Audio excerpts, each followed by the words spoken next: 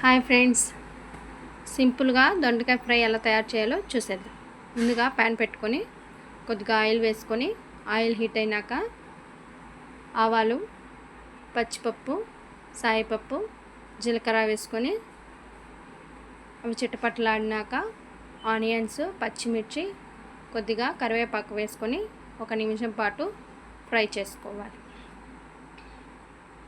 ఇవి బాగా ఫ్రై అయ్యే పని లేదండి. కొద్దిగా వేగినాక ముందుగా కట్ చేసుకున్న దొండకాయ ముక్కలు కూడా యాడ్ చేసుకొని బాగా కలిపి 2-3 నిమిషాలు ఫ్రై చేసుకోవాలి.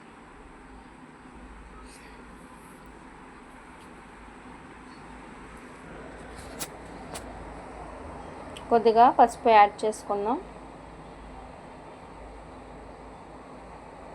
పసుపు యాడ్ చేసుకొని మరో 2 నిమిషాలు ఫ్రై చేసుకోవాలి. తర్వాత మూత పెట్టేసి ఉడికించుకోవాలి. మధ్య మధ్యలో మూత తీసుకొని కలుపుకుంటూ ఫ్రై చేసుకోవాలి.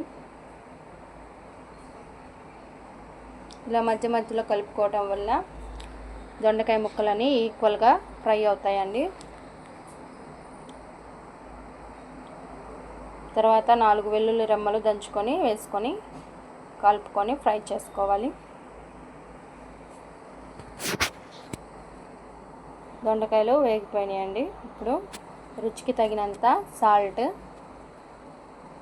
కారం, కొద్దిగా కొత్తిమీర చల్లుకొని 1 నిమిషం పాటు ఫ్రై చేసుకుందాం. అంతే ఫ్రెండ్స్, ఎంతో టేస్టీ దొండకాయ ఫ్రై రెడీ.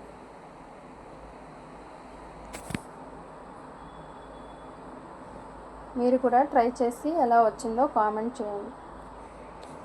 మన ఛానల్ని సబ్స్క్రైబ్ చేసుకోండి ఫ్రెండ్స్.